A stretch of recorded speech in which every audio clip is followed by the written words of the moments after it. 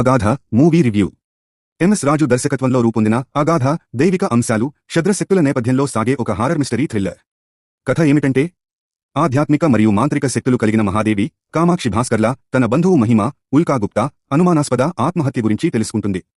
వారి కుటుంబంలో వరుసగా జరుగుతున్న అసాధారణ మరణాల వెనుక ఉన్న రహస్యాన్ని ఛేదించే క్రమంలో సింహ శ్రావణ్ రెడ్డి అనే వ్యక్తి ఒక గుహలో ఉన్న అగాధ అనే క్షుద్రశక్తిని వశపరుచుకోవడానికి ప్రయత్నిస్తున్నాడని తెలుస్తుంది.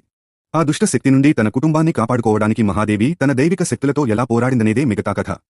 Plus points. మహాదేవి పాత్రలో కామాక్షి భాస్కర్ల చాలా చక్కగా నటించారు. ఉల్కా గుప్తా, శ్రావణ్ రెడ్డి తమ పాత్రలకు పూర్తి న్యాయం చేశారు. Nani Chamidisetty cinematography, production design సినిమాకు ప్రధాన బలం. అడవి లొకేషన్లు, మూడీ లైటింగ్, తుంబాడ్, కాంతారా వంటి సినిమాల శైలిని గుర్తుచేస్తాయి. రాకేష్ వెంకటాపురం అందించిన నేపథ్య సంగీతం సన్నివేశాల్లోని భయాన్ని, ఉత్కంఠను బాగా ఎలివేట్ చేసింది.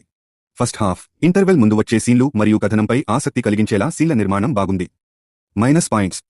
Routine climax. మంచి కాన్సెప్ట్తో ప్రారంభమైనప్పటికీ క్లైమాక్స్ చాలా సాధారణంగా ఊహించే విధంగా ఉంటాయి.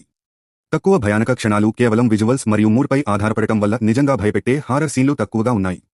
సెకండ్ హాఫ్లో స్క్రీన్ ప్లే కొంత నెమ్మదించి సాగదీసినట్లు అనిపిస్తుంది. మొత్తానికి అగాధ అనేది దైవిక మరియు హారర్ థ్రిల్లర్ సినిమాలను ఇష్టపడే వారికి ఒకసారి చూడదగిన చిత్రం.